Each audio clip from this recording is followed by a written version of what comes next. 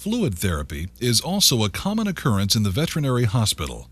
Intravenous fluids support the circulatory system, aid in counteracting dehydration, and provide appropriate electrolytes and other needed substances to the patient.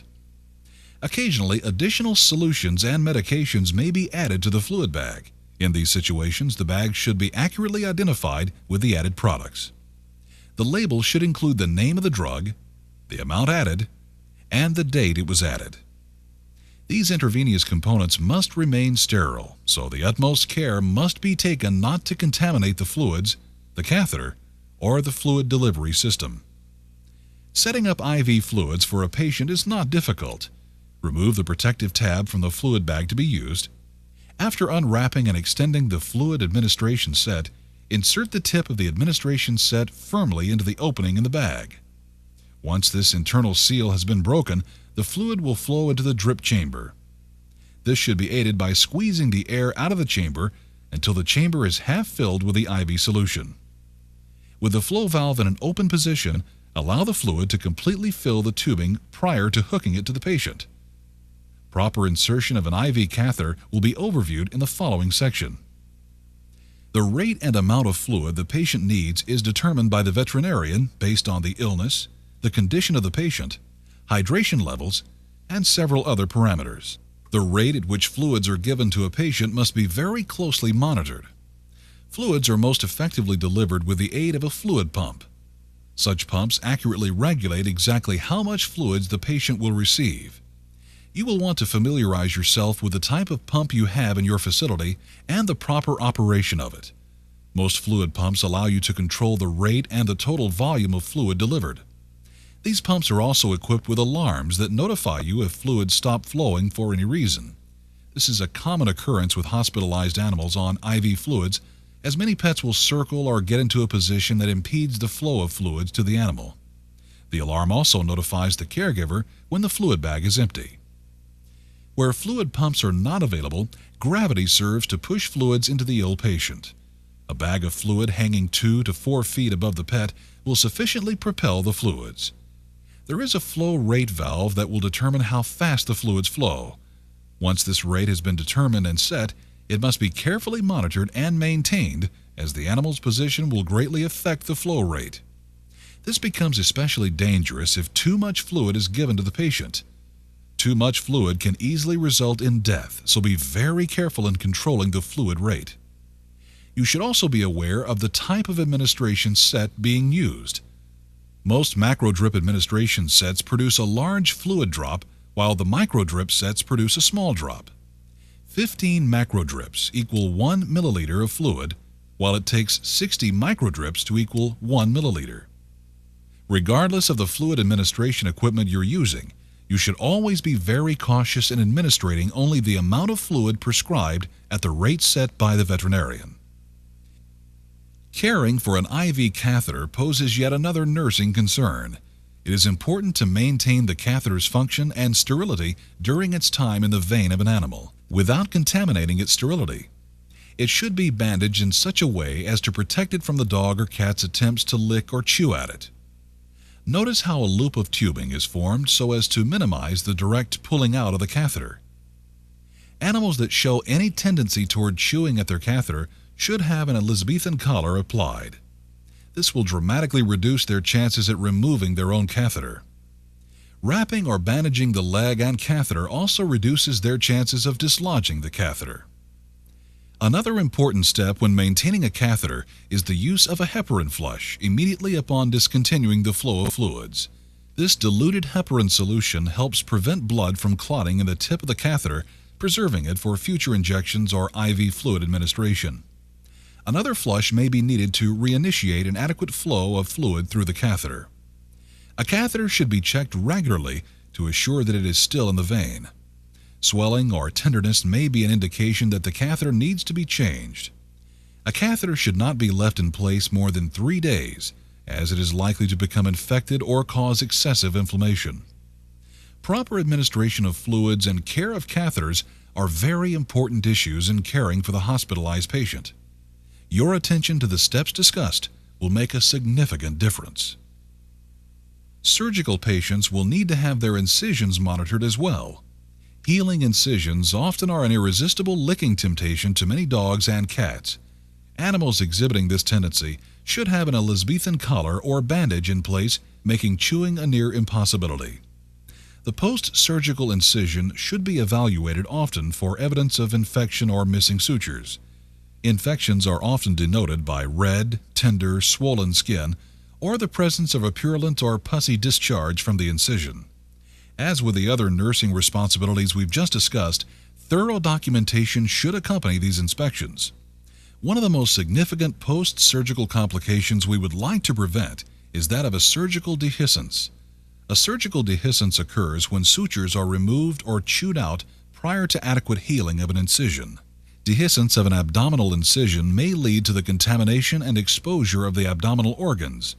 This is a very severe or even life-threatening complication that can often be prevented with careful observation and the implementation of steps to prevent chewing at an incision. As previously discussed, an Elizabethan collar or bandage works quite well at preventing such complications. Another complication is the formation of a seroma. A seroma is a pocket of fluid that forms under the skin near the incision. This fluid is usually not infectious but results from an inflammatory reaction secondary to the surgery. A hematoma is similar to a seroma except that the pocket is filled with blood. Identifying a seroma or hematoma often requires palpating the area around an incision. If any abnormalities are noted, the veterinarian should be notified. Remember also that when moving a surgical patient, they will likely be quite sore for several days after the surgery, sometimes even much longer. Move them carefully, taking precautions not to get bit. Many veterinarians will prescribe pain medications to patients after surgery for the patient's comfort. Pain control patches are also sometimes used after a painful surgery. Getting the post-surgical and recovering patient back on their feet is an important part of the recovery process. Exercise is helpful in improving circulation, minimizing scarring, and maintaining joint function. The time necessary for a recovering patient to begin walking is unique to each individual patient. Always consult with a veterinarian prior to initiating any exercise. At the appropriate time, getting outside and walking in the fresh air can be quite invigorating to a dog and will speed their recovery. A chance to relieve the bladder and bowels also serves an obvious purpose. A hospitalized patient may be carefully walked on a leash even if IV fluids are attached. It may be best with some patients to cap off the catheter with a male plug and flush the catheter with a heparin solution prior to the walk. A loose covering with vet wrap and the patient will be free of the restrictions of the fluid bag and its tubing. Pets that are not able to exercise or even rise have other needs that you will likely need to attend to. Pets that are unable to rise are considered to be recumbent. Primarily, there is the need to rotate which side these patients are lying on.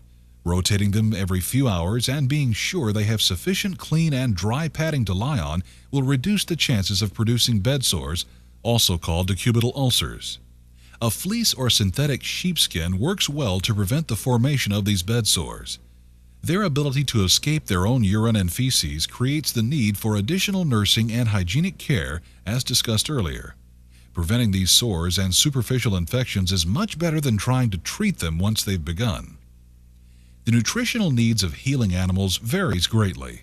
Though the daily demand for calories is often significantly increased in the healing phase, there are situations that alter the type and amount of food some patients can eat. Many medical conditions have special diets that have been designed specifically for optimal recovery. Your understanding of these diets is the focus of other programs. Your veterinarian will recommend the diet of choice for each recovering patient. You should also inquire as to the amount the patient should be offered. There are some conditions that are best treated by withholding food and water altogether. If feeding is the responsibility of someone else on the staff, be sure and communicate accurate feeding instructions to them. This is sometimes done with cage markers so as not to make a mistake. An animal's eating habits are quite significant when making medical decisions with hospitalized patients. It is therefore very important to communicate this information with the attending veterinarian and write it down in the medical record. Very debilitated animals may require a feeding tube in order to gain sufficient nutrition. High-calorie liquid and soft diets can be syringed through these tubes, providing the pet with the energy necessary for adequate healing.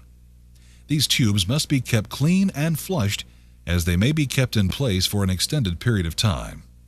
Two of the common high-calorie diets commonly used in tube feeding are Hill's AD and Purina's CNM formula. Other patients may be receiving supplemental oxygen. This may take the form of a nasal oxygen tube or an oxygen cage. Both provide the patient a higher concentration of oxygen than the 20% oxygen existing in room air.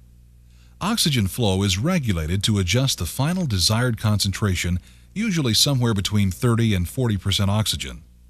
A humidifier is sometimes used to keep the airways moist. Avoid repeated opening of the cage door to minimize oxygen loss.